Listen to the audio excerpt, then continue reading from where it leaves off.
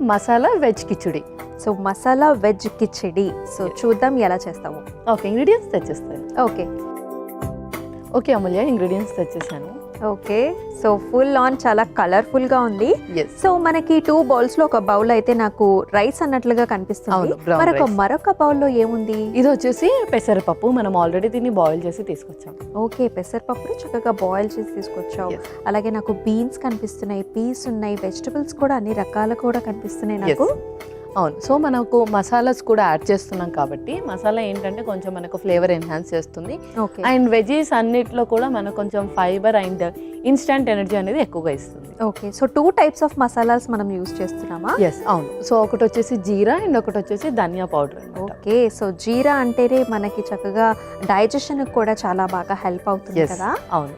Okay so మరి తయారీ విధానం స్టార్ట్ చేద్దామా? స్టార్ట్ చేస్తాం. ముందుగా స్టవ్ ఆన్ చేసేయండి. ఓకే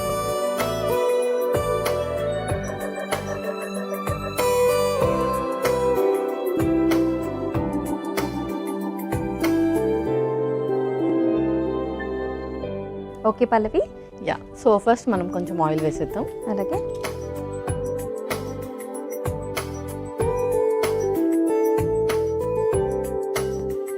అండ్ అలాగే కొంచెం నెయ్యి కూడా.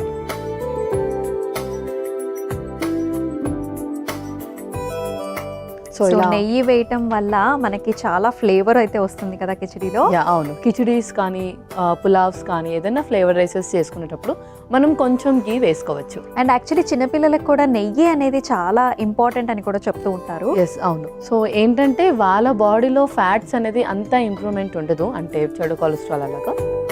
కాబట్టి గీలో మనకు మంచి కొలెస్ట్రాల్ని పెంచే ఫ్యాక్టర్స్ ఎక్కువగా ఉంటాయి.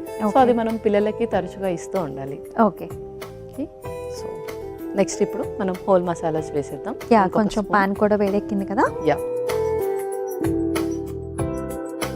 సో ఇందులో whole spices. Okay so next ఇప్పుడు ఉల్లిపాయ ముక్కలు కూడా వేసేద్దాం. ఓకే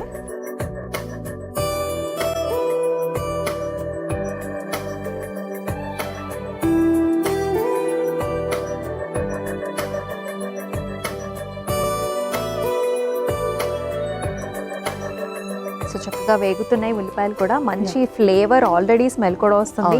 ఎందుకంటే నేతిలో మన మసాలాస్ కూడా వేగి ఆ తర్వాత ఆనియన్ కూడా యాడ్ చేయడం వల్ల చక్కటి ఫ్లేవర్ కూడా వస్తుంది పల్లవి. ఎస్, సో ఇదేంటి అంటే మనం ఎప్పుడైనా పులావ్స్ కానీ కిచిడీస్ కానీ చేసుకునేటప్పుడు కొంచెం నెయ్యి అండ్ అలాగే స్పైసెస్ వచ్చేసి పౌడర్ ఫామ్లో కాకుండా హోల్ స్పైసెస్ యూస్ చేయాలి. ఓకే సో అదైతే మనకు ఫ్లేవర్ అనేది ఎక్కువగా తెలుస్తుంది. అవును.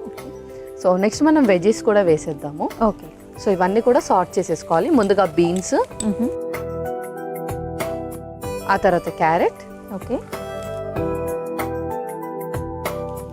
ఆ తర్వాత పచ్చి బఠానీ కూడా. ఓకే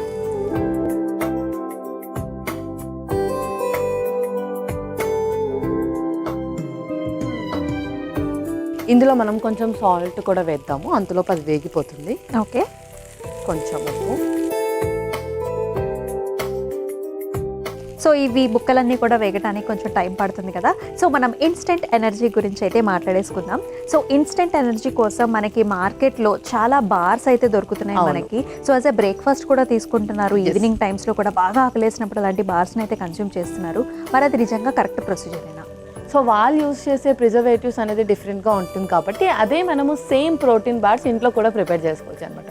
సో న్యాచురల్గా మన షుగర్ అండ్ సాల్ట్ కూడా మనకు న్యాచురల్ ప్రిజర్వేటివ్ కాబట్టి అలాంటి బార్స్ విత్ న్యాచురల్ షుగర్తో మనం ఇంట్లో ప్రిపేర్ చేసుకోవడం, లేదు అంటే నార్మల్గా బాయిల్డ్ వెజిటేబుల్స్, ముఖ్యంగా ఆలు ఎక్కువగా మనకు ఇన్స్టంట్ ఎనర్జీ ఇస్తుంది. అండ్ అలాగే ఆల్ టైప్ ఆఫ్ వెజీస్ కూడా ఇస్తుంది కాబట్టి అలాంటిది ఏదైనా మనం ప్రిఫర్ చేయొచ్చు.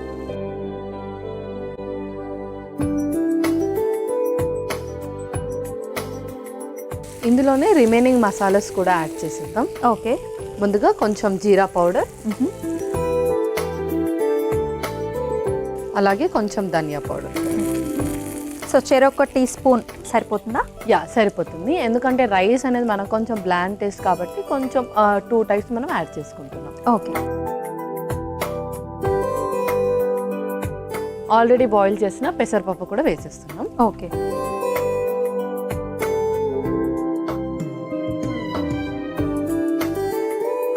మనం కొన్ని వాటర్ వేసి మిక్స్ చేసేసుకుందాం దాన్ని. ఓకే.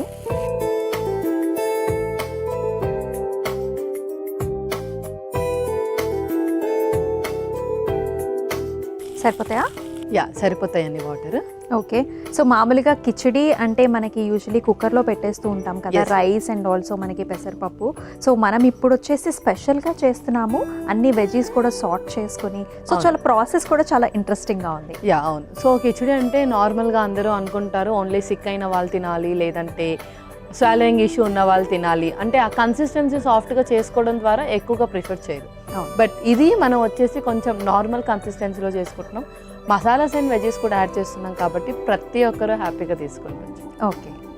ఇప్పుడు మనం రైస్ కూడా యాడ్ చేద్దాం. ఆల్రెడీ మనం పెసరపప్పు బాయిల్ చేసిందే కాబట్టి ఓకే. రైస్ కూడా ఆల్రెడీ కుక్ చేసిందే.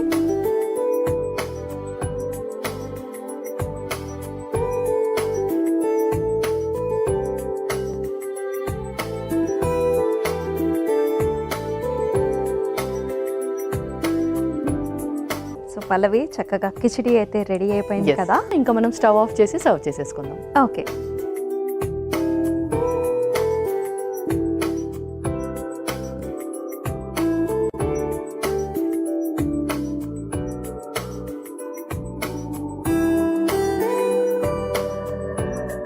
కొంచెం కొత్తిమీరతో కూడా గార్నిష్ చేసేద్దాం. ఓకే. సో చూడ్డానికి చాలా యమ్మీగా ఉంది, Yes. టేస్టీగా, స్మెల్ కూడా చాలా బాగా వస్తుంది. యా, సో అమూల్య, ఇంకా మన మసాలా వెజ్ కిచిడి రెడీ అయిపోయింది. ఓకే. సో మసాలా వెజ్ కిచిడికి కావాల్సిన పదార్థాలు అలాగే తయారీ విధానం మరొకసారి మీకోసం.